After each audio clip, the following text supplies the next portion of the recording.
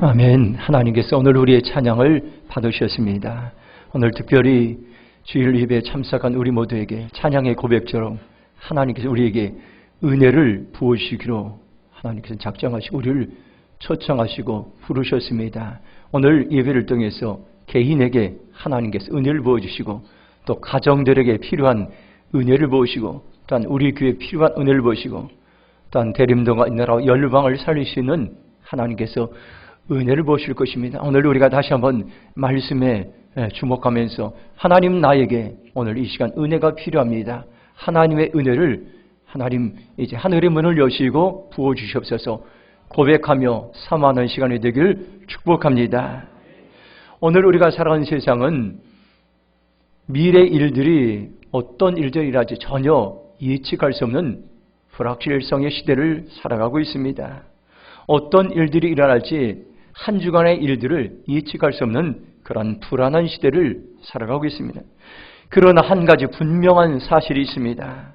나의 미래는 하나님의 손에 달려있다는 것입니다. 또한 여러분들의 가정의 미래도 하나님의 손에 달려있고 우리 교회의 미래도 하나님의 손에 달려있고 우리 나라의 미래도 하나님의 손에 달려있다는 것을 기억하면서 우리의 미래를 인도하시는 하나님을 신뢰하고 예배하고 찬양할 때에 우리의 미래의 삶이 소망으로 변하게 될 줄로 믿습니다. 1990년대 말 미국의 하버드대 교수이자 의학 박사였던 크레스트키 박사가 있었습니다. 그는 부부의 이제 건강에 대해서 연구했습니다. 특별히 부부 중 한 사람이 큰 병을 얻으면 배우자의 건강도 위태로워지는 그런 사례를 많이 경험하게 되었습니다. 부부 관계가 서로의 이제 관계의 건강에 미래의 건강에 영향을 끼친다는 그러한 연구 결과를 그는 이제 발표하게 됐습니다. 그는 또 한번 궁금했습니다. 그러면 미래의 친구들에 대해서 이제 친구가 친구들에 대해서 영향을 끼치지 않을까 그런 이제 생각하면서 제임스 파울러라는 귀한 기독교 학자와 함께 연구하면서 비만이 가족과 친한 친구들에게 끼치는 영향에 대해서 놀라운 사실을 발견했습니다.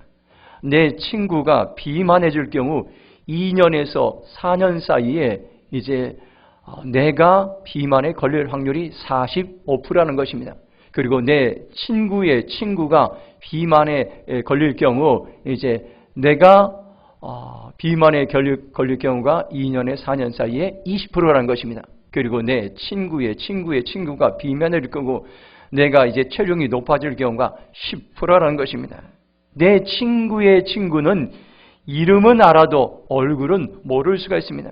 그런데 내 친구의 친구는 이름도 모르고 얼굴도 모를 수가 있습니다. 그런데 내가 살찌는데 영향을 미친다는 것입니다.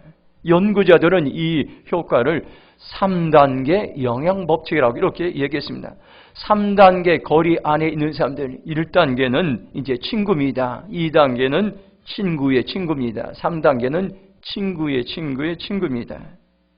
바로 우리는 이러한 것들을 통해서 우리 주위에는 가족들에게 친구들에게 나의 비만 또 나의 삶의 모든 것들이 영향을 끼치게 됐습니다.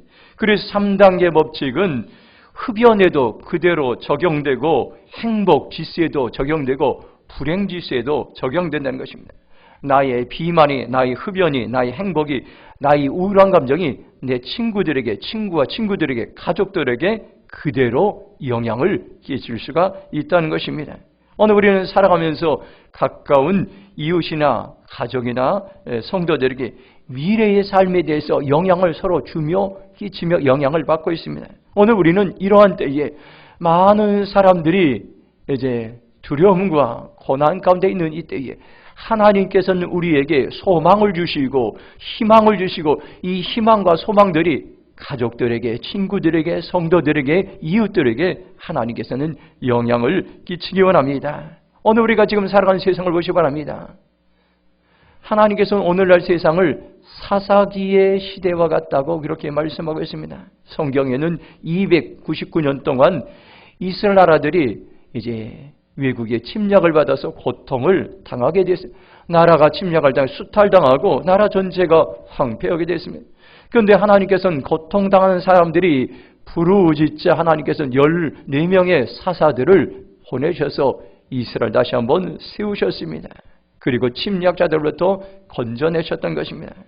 오늘 우리는 이러한 이제 어둡고 암울한 시대를 살아가고 있지만 하나님께서는 오늘 한 삶 한 삶을 마치 사사와 같이 믿음의 사람들로 부르셔서 이 땅에 선한 영향을 하나님께서는 끼치기 원합니다.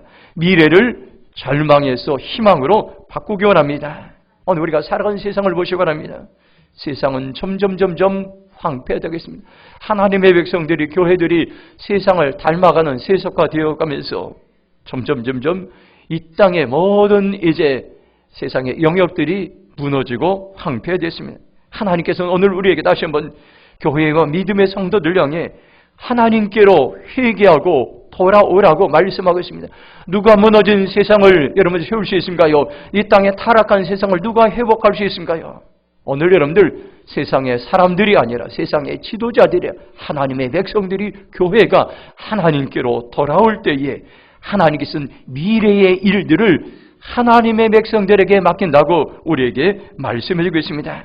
우리가 믿음의 사람들로 각성되고 하나님께 돌아오면 다시금 하나님 우리를 사용해 주실 줄로 믿습니다. 세상은 변화될 것입니다. 우리를 통해서 세상은 회복될 것입니다. 우리가 변화되면은 세상의 미래를 하나님께서 우리에게 맡기신다고 말씀하셨습니다. 그러므로 오늘 우리의 미래는 하나님의 손에 달려있다는 것을 여러분들 확실히 기억하시고 확신하시기 바랍니다. 한번 예레미야 29장 11절에서 13절 말씀 같이 읽도록 하겠습니다. 같이 읽겠습니다. 여호와의 말씀이니라. 너희를 향한 나의 생각을 내가 아나니 평안이요 재앙이 아니니라. 너희에게 미래와 희망을 주는 것이니라. 너희가 내게 부르짖으며 내게 와서 기도하면 내가 너희들의 기도를 들을 것이요 너희가 온 마음으로 나를 구하면 나를 찾을 것이요 나를 만나리라. 아멘. 여기 말씀 보면 나를 향한, 우리의 공동체를 향한, 이 땅을 향한 하나님의 미래에 대한 생각을 오늘 말씀하고 있습니다. 하나님의 계획이 있다는 것입니다. 하나님은 우리의 미래에 대해서 우리보다 더 잘 알고 계시고 계획하고 계시고 준비하고 있습니다. 그런데 여기 보니까 우리가 하나님께로 돌아가기만 하면, 우리가 하나님을 찾으면, 우리가 하나님께 예배하고 하나님께 부르짖어 기도하면 여기 보니까 미래에 평안을 주실 것이라 이렇게 말씀하고 있습니다. 미래에 희망을 주실 것이라고 약속하시고 말씀하셨습니다. 그러면 오늘 우리는 이 이제 말씀들을 기억하면서 우리가 어떻게 하면 미래와 소망의 이제 희망의 삶을 살 수 있을까요? 오늘 10절 말씀을 우리 함께 읽도록 하겠습니다. 10절 말씀 같이 읽겠습니다. 두려워하지 말라. 내가 너와 함께함이라. 놀라지 말라. 나는 내 하나님의 됨이라. 내가 너를 굳세게 하랴. 참으로 너를 도와주랴. 참으로 나의 의로운 오른손으로 너를 붙들리라. 아멘. 첫 번째로 하나님이 함께 하시면은 우리의 미래는 소망이 있다고 말씀하고 있습니다. 10절 말씀은 소망의 말씀입니다. 모든 사람들이 두려워하고 염려하는 그러한 세상 가운데서 그러한 이스라엘 백성들 향해, 오늘 우리들 향해 이 10절 말씀은 소망의 말씀임을 오늘 우리에게 말씀해 주겠습니다. 하나님의 이스라엘 백성들이 염려로 두려워하는 걸 가득한 것을 눈으로 보시고 그들을 안타까워하시고 소망으로 인도하기를 원했던 것입니다. 하나님이 함께 하시고 굳세게 하시고 도와주시고 붙들으시기 때문에 이스라엘 백성들은 수많은 대국들, 바벨론을 통해서 수많은 이웃 나라들이 수치를 당하고 멸망당할 것이라고 약속의 말씀을 주셨습니다.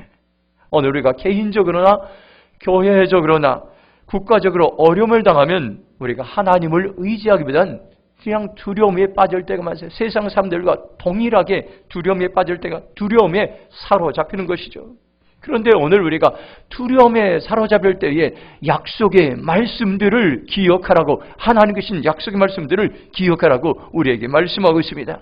8절 보면 이렇게 말씀합니다. 그러나 나의 종 너 이스라엘아, 내가 택한 야곱아, 나의 벗 아브라함의 자손아, 이렇게 너는 내가 택한 백성이라고 말씀하고 있습니다. 내 친구 아브라함의 후손이라고 우리에게 말씀하고 있습니다. 창세기 12장 2절 3절 보면 이렇게 말씀합니다. 내가 너로 큰 민족을 이루고 내게 복을 주어 내 이름을 창대하게 하리니 너는 복이 될지라. 너를 축복하는 자에게 내가 복을 내리고 너를 저주하는 자에게 내가 저주하리니 땅의 모든 족속이 너로 말미암아 복을 얻을 것이 하시냐 말씀하겠습니다. 우리가 믿음으로 반응하면 하나님께서 언제든지 우리를 도와주신다고 약속하시고 말씀하셨습니다. 아브라함은 하나님으로부터 땅과 후손의 축복을 약속받았던 것입니다. 야고보서 2장 23절을 보면 이렇게 말씀합니다. 이에 성경 이른바 아브라함이 하나님을 믿으니 이것을 의로 여기셨다는 말씀이 이루어졌고 그는 하나님의 벗이라 칭함을 받았나니 이렇게 말씀하겠습니다. 아브라함은 미래에 어떤 일들이 일어날지 전혀 알지 못했습니다. 그러나 그는 이제 하나님을 신뢰하며 믿음으로 반응하는 삶을 살았던 것이며 하나님께 그의 삶을 믿음으로 반응했을 때에 소망으로 선하시게 인도해 주셨습니다. 9절 말씀 보면 이렇게 말씀합니다. 내가 땅 끝에서부터 너를 붙들며 땅 모퉁이에서부터 너를 부르고 내게 이르기를 너는 나의 종이라 내가 너를 택하고 싫어하여 버리지 아니하였다 하였노라 이렇게 말씀. 하나님은 이스라엘 향해 이렇게 내가 너희를 불렀다 이렇게 너희는 내 종이라고 말씀합니다. 내가 너희를 택하고 버리지 않았다고 말씀하겠습니다. 여기에 중요한 단어가 있습니다.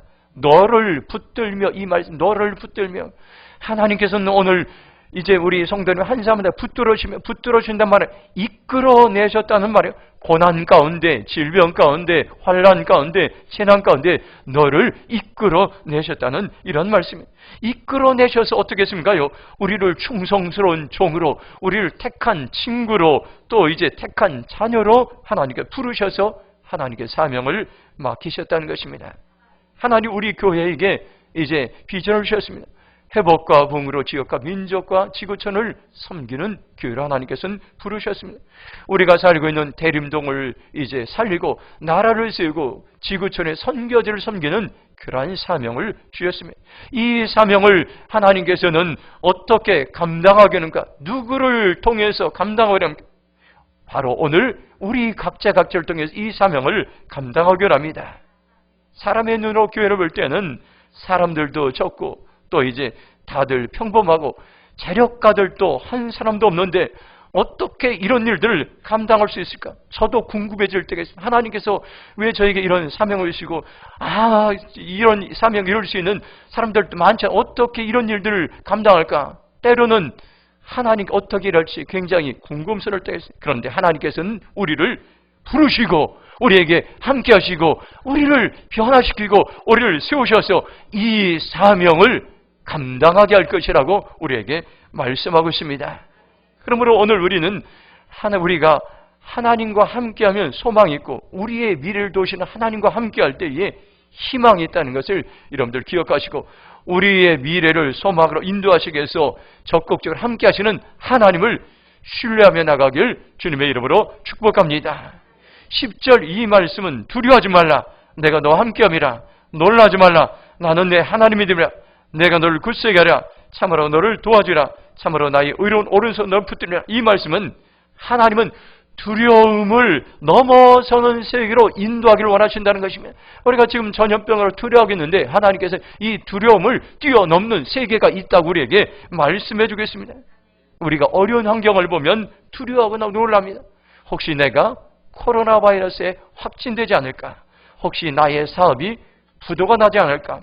혹시 내가 암에 걸리지 않을까? 우리는 매일매일 두려워요. 그런데 성경은 두려움을 넘어서는 영적인 처방전이 있는데 내가 너희와 함께한다. 나는 너희의 하나님이 됨이라. 내가 너희를 굳세게 해라. 내가 너희를 도와주란 하나님의 말씀을 매일매일 들을 때 우리는 두려움을 뛰어넘을 수 있는 두려움 너머의 세계를 볼 수 있고 소망의 삶을 살 수 있고 희망의 삶을 살 수 있다고 오늘 우리에게 말씀해 주고 있습니다. 세상은 두려워하고 염려하지만 하나님께서는 적극적으로 말씀합니다. 두려움과 우리의 염려를 뛰어넘을 수 있는 내가 너를 굳세게 하리라. 내가 너를 도와주리라. 내가 너를 의로운 오른손 붙들라. 이 말씀은 하나님의 말씀인 것입니다. 이 하나님의 말씀을 들을 때 우리는 두려움을 뛰어넘어서 하나님께서 인도하시는 그런 세계를 볼 수가 있습니다. 오늘 이것이 저와 여러분을 향한, 우리를 향한 하나님의 마음인 것입니다. 이런 하나님의 마음을 알고 소망의 삶을 살아가기를 주님의 이름으로 축복합니다. 11절 말씀 보면 이렇게 말씀합니다. 보라, 내가 노하던 자들이 수치와 욕을 당할 것이요 너와 다투는 자들이 아무것도 아닌 같이 될 것이며 멸망할 것이라. 이 말은 열방의 통치자 하나님이 도우시면 모든 적이 수치와 욕을 당하게 되는 것입니다. 12절 보면 내가 찾아도 너와 싸우던 자들을 만나지 못할 것이요 너를 치는 자들은 아무것도 아닌 것 같고 허문같이 되리니, 이렇게 말씀.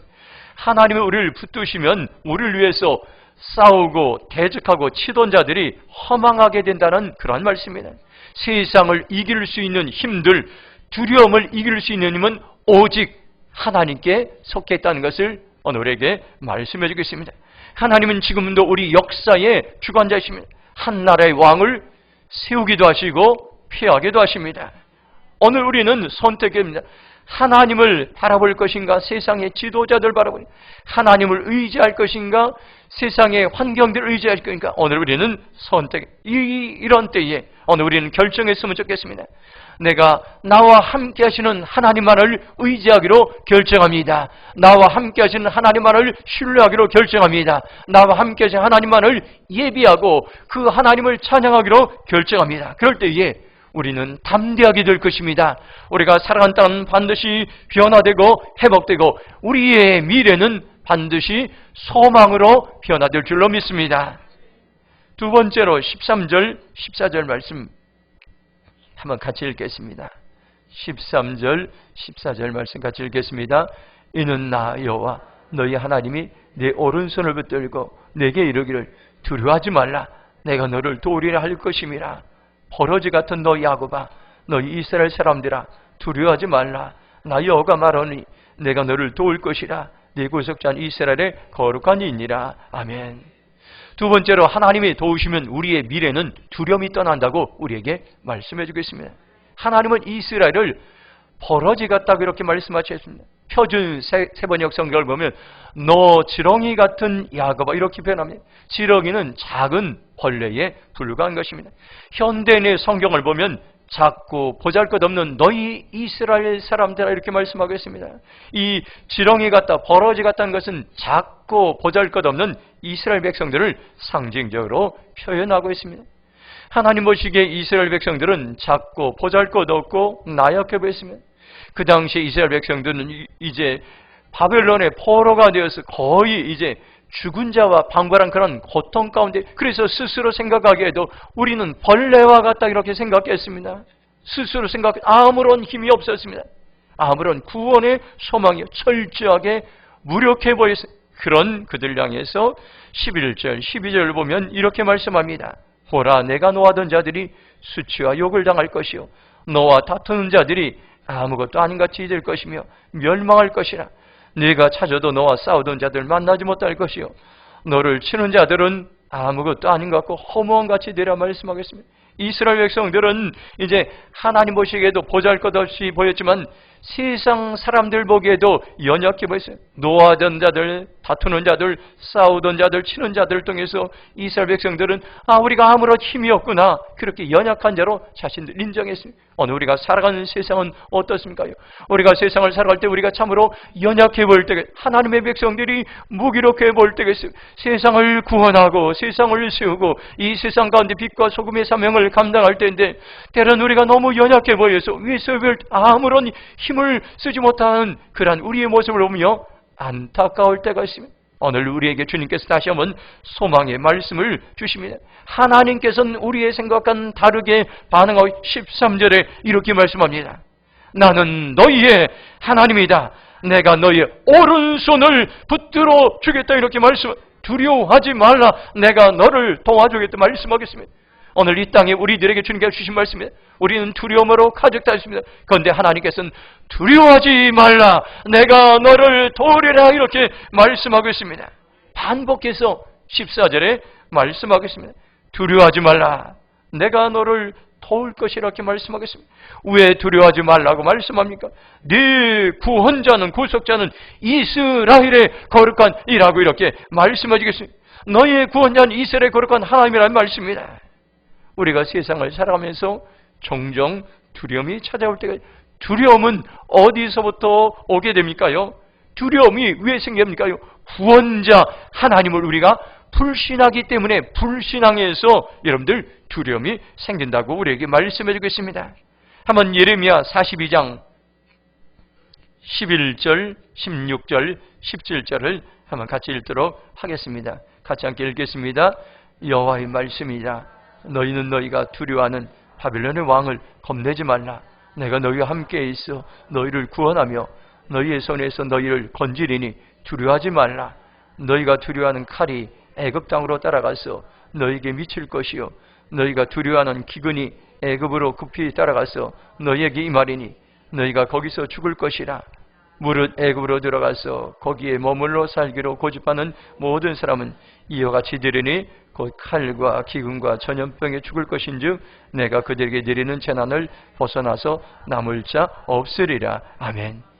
이스라엘 백성들은 그 땅 가운데 전쟁이 일어났습니다. 그래서 이제 전쟁을 피해서 이제 도망가게 됩니다. 애굽으로 애굽에는 잘 살고, 애굽에는 기근이 없고, 애굽에는 전쟁이 없고, 애굽엔 전염병이 없고, 그래서 그곳으로 가게 되면은 하나님께서는 그곳까지 전염병을 보내고, 그곳까지 칼을 보내고, 그곳까지 기근을 보내서 이스라엘 백성들을 쫓아갈 것이라 말씀해 주겠습니다. 참으로 놀랍습니다. 이 땅에 여러분들 전염병이 왜 오겠습니까요? 이 땅의 전염병은 여러분들 하나님의 백성들의 이 땅의 죄악을 통해서 하나님께서는 전염병을 통해서 하나님께로 돌아오길 원하는 하나님의 마음이 있습니다. 그런데 이스라엘 백성들은 여러분들 어떻습니까? 전쟁과 기근과 전염병을 두려워해서 애굽에 가면 그런 것이 없을 것이라 생각하지만, 그러나 하나님께서는 그곳까지도 따라가겠다고 말씀하겠습니다. 여러분들 오늘 우리는 코로나 바이러스의 어려운데 이 전염병이 안전한 것은 아무것도 없습니다. 집에 있으면 안전할 것입니까? 여러분들 식당 가면 안전할 것입니까? 어디에도 안전한 것은 한 군데도. 그러나 많은 사람들은 여러분들 코로나에 두려워해서, 염려해서 여러분들 교회에 나오지 못하고 예배드리지 못하는 많은 일들이 우리 가운데 일어나고 있습니다. 오늘 우리는 다시 한번 여러분 기억해야 될 것입니다. 우리가 두려워할 대상은 여러분들 전쟁이나 기근이나 전염병이 아니라 하나님을 두려워하라고 말씀해 주겠습니다. 하나님을 우리가 두려워하게 되면 하나님 그 땅을 고치고 회복시키고 전염병과 기근과 전쟁을 그치게 할 것을 말씀할 것입니다. 하나님을 여러분들 두려워한다는 무엇입니까? 하나님을 경외한다는 말입니다. 하나님을 존중한다. 하나님을 내 인생의 주인으로 여러분들 그렇게 섬기는 것을 말합니다. 그러면 우리가 하나님을 경외하기 시작하면 하나님께서는 그 땅 가운데 평화와 소망을 우리에게 허락해 주는 것입니다. 또 왜 우리가 두려워하지 말아야 합니까요? 하나님이 나의 구속자가 되기 때문인 것입니다. 구속자란 뭡니까요? 속량하다에서 나온 명사인 것입니다. 속량이란 뭡니까요? 채무를 갚지 못해 어려움을 당한 이제 친족 대신 채무를 갚아주는 것을 성경에서는 속량한다고 말씀하겠습니다. 하나님이 나의 여러분들 구속자임을 믿으시기 바랍니다. 그러면 우리는 여전히 여러분들 소망의 삶을 살게 될 것입니다. 15절 말씀 우리 함께 읽겠습니다. 15절 말씀 같이 읽겠습니다. 시작. 보라, 내가 너를 이가 날카로운 새 타작기로 삼으리니 네가 산들을 쳐서 부스러기를 만들 것이며 작은 산들을 겨같이 만들 것이라. 아멘. 하나님의 놀라운 소망의 말씀을 주셨습니다. 오늘 주일 예배에 참석한 우리들에게 여러분들, 내가 너희를 새 타작기처럼 사용하리라 주님께서는 오늘 우리에게 말씀하셨습니다. 이 타작기는 뭡니까요? 곡식할 때에 곡식을 이렇게 볕단을 넣으면 옛날에 보면 타작기들 많이 사용했습니다. 벼가 타작되는 것입니다. 추수할 때 사육되는 것입니다.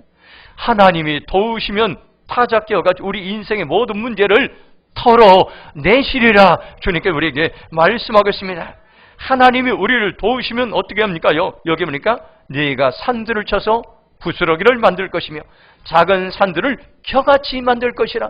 하나님 우리를 타작기로 사용하셔서 여러분들 산들과 작은 산들을 여러분들 평지로 만든다고 말씀하셨습니다. 여기에 산들과 작은 산들은 무엇을 말합니까? 내 힘으로 이겨낼 수 없는 어려운 두려운 환경들을 말씀하고 있습니다.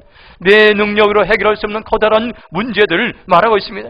지금 우리가 생각하면 전염병들, 경제적인 어려움들, 갑자기 찾아온 여러 가지 질병들인 것입니다. 이 모든 것들을 하나님께서 우리가 믿음으로 반응할 때에 우리가 하나님께 나아갈 때 우리를 타작기와 같이 우리를 덕으로 사용하신다고 약속하시고 말씀하셨습니다. 소망의 말씀 같이 한번 읽도록 하겠습니다. 스가랴 4장 6절에서 7절입니다. 스가랴 4장 6절에서 7절 말씀 함께 읽도록 하겠습니다. 그가 내게 대답하여 이르되 여호와께서 스룹바벨에게 하신 말씀이 이러하니라. 만군의 여호와께서 말씀하시되 이는 힘으로 되지 아니하며 능력으로 되지 아니하고 오직 나의 영으로 되느냐. 큰 산아 내가 무엇이냐. 내가 스룹바벨 앞에서 평지가 되랴. 그가 머리털을 내놓을 때 무리가 외치기를 은총은총이 그에게 있을지어다 하리라 하셨고. 아멘. 우리의 힘으로 해결할 수 없는 태성과 같은 문제들이 누구나겠습니다. 건강과 체증과 어려운 사건. 그런데 이것을 해결하는 것은 우리의 힘과 능력으로 되지, 여기 보니까 힘으로도 되지 아니하고 우리의 능력으로 되지 아니하고 오직 나의 영으로 된다고 말씀. 나의 영은 성령님의 능력을 말씀합니다. 이 시간 성령님은 우리에게 말씀합니다. 내가 지치고 힘들 때 내가 나의 능력을 너희에게 부어주리라 말씀하고 있습니다. 너는 내 힘으로 일하지 말고 성령님의 능력으로 일하라고 오늘 이 시간에 우리에게 말씀하고 있습니다. 그럴 때 내 힘으로 해결할 수 없는 환경과 문제들이 평지로 변하게 될 줄 믿습니다. 해결될 것입니다. 장애물들이 제거될 것입니다. 믿음으로 선포하시기 바랍니다. 큰 산아 내가 무엇이냐. 스룹바벨 앞에서 평지가 되리라. 날마다 여러분들 믿음으로 선포할 때에 우리 안에 놓여있는 많은 장애물들이 평지로 변하게 될 것입니다. 여러분들 선포하시기 바랍니다. 질병의 큰 산아 내가 평지가 될지어다. 전염병의 큰 산아 내가 평지가 될지어다. 재정의 큰 산아 내가 평지가 될지어다. 우리가 믿음으로 선포할 때에 하나님의 믿음으로 우리 안에 역사할 줄로 믿습니다. 그럴 때 우리 안에 소망이 생기게 되고 하나님의 능력이 임하고 회복과 치유의 은혜가 임하게 될 줄로 믿습니다.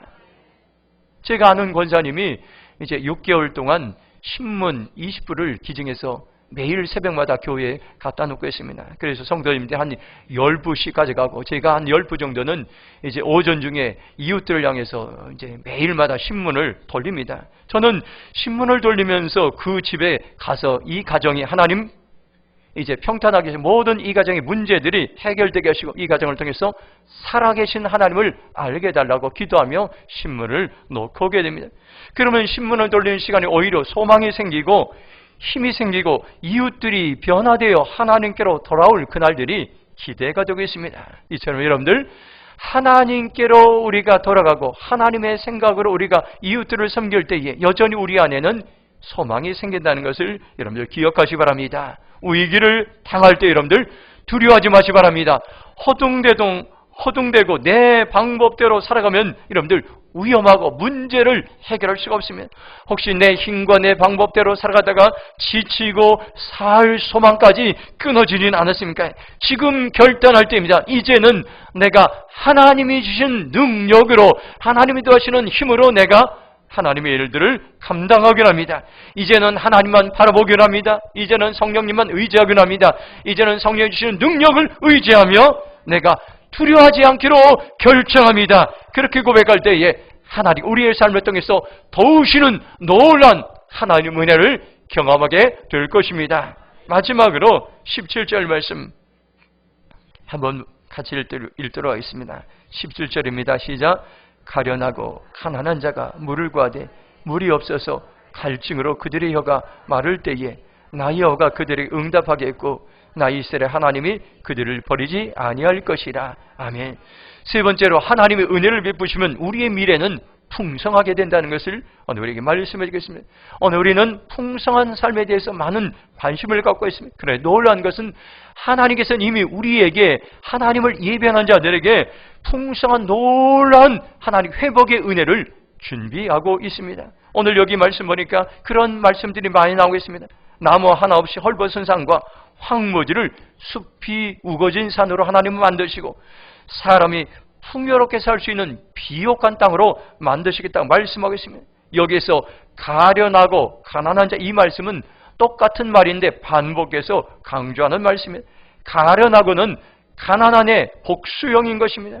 성경에서 강조할 때는 반복의 말씀, 가련한 자란 충분한 재산이 없어서 다른 사람들에게 의존하며 살아간 사람들을 이렇게 가련한 사람, 이런 가련한 가난한 사람들이 얼마나 갈증이 많습니까? 여기 말씀하고 허덕임, 여기 물이 없어 갈증으로 혀가 타들어간 자에게 여호와께서는 응답하실까? 이제 마실 물을 주실 것이라. 저주받았던 가나안 땅이 다시 생명이 자라고 풍성한 견실을 맺게 될 것이라는 것입니다.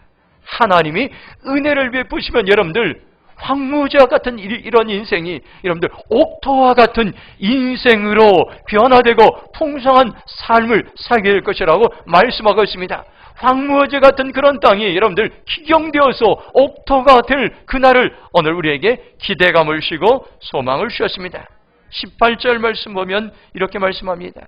내가 헐벗은 산에 강을 내며 골짜기 가운데 샘이 나게 하며 광야가 못이 되게 하며 마른 땅이 샘 근원이 되게 할 것이며 이렇게 말씀하고 있습니다. 팔레스타인 땅은 대부분 여러분들 메마른 땅으로 이루어졌습니다. 1년 내내 흐르는 이제 시내나 강을 찾아보기가 힘듭니다. 팔레스타인의 시내는 대부분 우기 때만 흐르게 됩니다. 토양은 물이 스며들기 어렵기 때문에 적은 강우에도 여러 군데에서 모이던 물로 이제 저지되는 순식간에 엄청나게 물이 불어납니다. 그런데 여기 놀라운 말씀은 하나님이 은혜를 베푸시면 메마른 고원지대에 강물이 흐르고 광야에 연못이 생기고 마른 땅에 샘물이 나게 할 것이라 말씀합니다. 이것은 사람이 힘으로 할 수 없는 것입니다. 하나님의 은혜가 임하면은 여러분들 옥토로 변하는 경작의 은혜가 임할 것이라고 우리에게 말씀하시죠. 오늘 예배 참석 우리 모두에게도 이러한 경작의 은혜가 임하기를 주님의 이름으로 축복합니다. 19절 말씀 한번 같이 읽도록 하겠습니다. 19절 말씀 같이 읽겠습니다. 내가 광야에는 백향목과 시띠나무와 화석류와 들감나무를 심고 사막에는 잣나무와 소나무와 황량목을 함께 두리니 아멘. 이 말씀은요, 이 7가지 나무들은 광야나 사막에서는 절대 자랄 수 없는 그런 나라들인 이 나무들인 것입니다. 이것들은 이제 좋은 땅에서만 이제 자랄 수 있는 나무들인데, 놀라운 말씀은 광야와 사막에 이 백향목, 시띠나무, 화석류, 들감나무, 잣나무, 소나무, 황량목을 심어서 이제 이것을 이제 울창하게 자라게 할 것이라고 하나님은 말씀하셨습니다. 바로 놀라운 하나님의 회복의 은혜가 임할 때에, 하나님의 은혜가 임할 때에 여러분들 이제 풍성한 이제 삶으로 인도할 것이라고 상징적으로 우리에게 말씀해 주고 있습니다. 20절 보면 이렇게 말씀합니다. 무리가 보고 여호와의 손이 지으신 바 이스라엘의 거룩한 이가 이것을 창조하신 바인 줄 알며 함께 어리며 깨달으랴. 놀라운 말씀이 있습니다. 하나님의 능력이 폐허가 된 가나안 땅을 생명이 넘치는 옥토로 바꿨는데 여기에 주목과 이것을 창조하신 하나님은 창조주 하나님입니다. 이 창조하다는 이 말은 사람에게 사용될 수 있는 말이 아닙니다. 하나님께만 사용되는 동사인 것입니다. 하나님은 창조의 역사를 통해서 무한한 능력을 하나님께서는 이제 나타내시는 것입니다.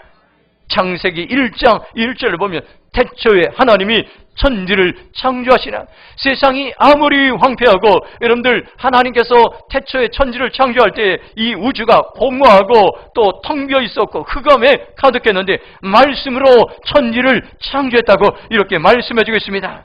창조의 능력은 하나님만이 하실 수 있는 것입니다. 이 창조의 능력은 우리의 생각을 뛰어넘습니다. 우리의 경험을 뛰어넘습니다. 우리의 현재의 삶을 뛰어넘어서 하나님의 창조의 능력이 임하면 황폐한 땅을 변화시킬 것입니다. 하나님의 창조의 능력이 임하면 없던 것을 있게 하실 것입니다. 하나님의 창조의 능력이 임하면 바랄 수 없는 가운데 바라게 하는 소망을 주실 것입니다. 하나님의 창조의 능력이 임하면 죽은 것과 같은 자들을 다시 살리시는 놀라운 역사가 우리 가운데 임하게 될 것이라고 오늘 우리에게 말씀해 주겠습니다. 오늘 이 땅에 하나님께서는 다시 한번 창조의 은혜를 부어주시길 합니다. 사람의 힘으로 할 수 없습니다. 세상 지도자들이 이 땅을 다시 회복할 수 없습니다. 창조의 하나님의 능력이, 그 기적이 우리 가운데 임할 때 다시 한번 이 땅은 회복될 것입니다. 이 땅은 이제 재건될 것입니다. 그리고 하나님 이 땅을 향해서 북한을 섬기고 여러분들 5대왕 6대줄 지구촌을 섬기는 선교하는 제사장 나라도 다시 한번 사용하실 것이라고 주님께 우리에게 약속하시고 말씀하셨습니다. 오늘 우리가 하나님의 이제 은혜가 임하면 이처럼 회복될 수 있음을 우리에게 말씀해 주겠습니다. 교회 안에 대추나무가 있습니다. 하나님께서는 그 나무를 통해서 저에게 여러 번 이제 여러 가지 사인을 주시고 말씀하길 원하셨습니다. 저는 그것을 깨닫지 못했습니다. 지난주에 잠시 하던 일을 멈추고 창밖으로 대추나무를 바라보며 잠깐 묵상하는 시간을 가졌습니다. 대추는 겨울이 되어 잎이 다 떨어지고 가을에 따다 남은 대추들이 앙상한 나무에 달려 있었습니다. 겨울이 되면 저 대추들마저 떨어지고 다시 봄이 되면 새순이 나고 꽃이 피고 열매 맺을 그날을 생각하게 하셨습니다. 하나님께서는 대추나무에 달려있는 남은 대추들이 우리 교회 성도들임을 깨닫게 하셨습니다. 그 남은 대추들이 떨어지면 다음에 다시 풍성한 열매를 맺게 됩니다. 한번 요한복음 12장 24절 말씀 한번 같이 읽도록 하겠습니다. 요한복음 12장 24절입니다. 같이 읽겠습니다. 내가 진실로 너희에게 이르노니 땅에 떨어져 죽지 아니하면 한 알 그대로 있고 죽으면 많은 열매를 맺으니라. 아멘. 하나님은 우리에게 대림평화교회 남은 자들이 받을 풍성한 은혜를 준비하겠다고 저에게 말씀하셨습니다. 우리가 해야 될 일이 있습니다. 비록 힘이 없고 연약할지라도 교회에 한 알의 밀알이 되는 것입니다. 하나님께서 남은 자들을 통해서 주님께 주신 말씀은 한 알의 밀알의 자리로, 헌신의 자리로 나아가라. 그러면 반드시 풍성한 열매를 맺을 것이라고 우리에게 말씀하고 있습니다. 하나님께서는 이제 우리에게 풍성한 열매를 맺을 그날을 준비하고 있습니다. 그리고 한 사람 한 사람에게 하나님께서는 헌신의 자리로 초청하고 부르고 있습니다. 제가 오래전에 신문 칼럼을 통해서 영락교회 건축 이야기를 읽은 적이 있습니다. 영락교회는 북한에서 피난온 피난민들이 세운 교회였습니다. 교회를 건축하다 보니 얼마나 어려움이 많습니까? 많은 사람들이 교회를 건축할 때 떠나게 됐습니다. 150명 정도밖에 성도들이 남지 않았습니다. 그들은 최선을 다해서 예배당을 건축했습니다. 그리고 수십 년이 지났습니다. 그리고 어떤 분이 그때의 예배당을 건축할 때 마지막까지 남았던 성도들의 후손들이 지금 어떻게 자라고 있는지 설문조사를 했습니다. 그런데 놀라운 것은 그 후손들이 다 하나님께서 주신 복을 받고 잘 살고 있다는 그러한 이제 것을 알게 되었습니다. 하나님께서 헌신한 성도들의 후손들에게 풍성한 은혜를 부으신 것입니다. 하나님이 이처럼 은혜를 부어주시면 우리의 미래는 풍성하게 변화될 수 있음을 오늘 우리에게 말씀해 주겠습니다. 오늘 우리가 힘들고 참으로 어려운 시대를 살아가고 있습니다.